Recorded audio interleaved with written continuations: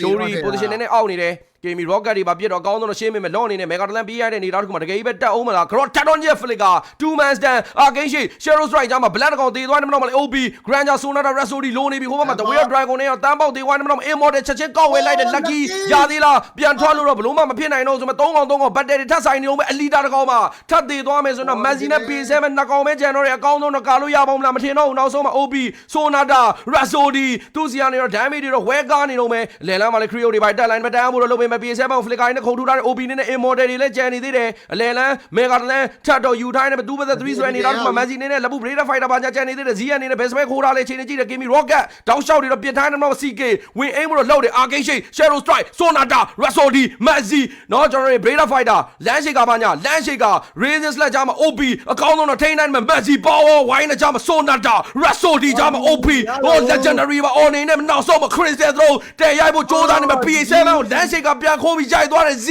အကောင်းဆုံးတော့ carry ပေးနေတော့ပဲ Cream အများဆုံးရှင် Throw down ဖို့လိုနေပြီ GG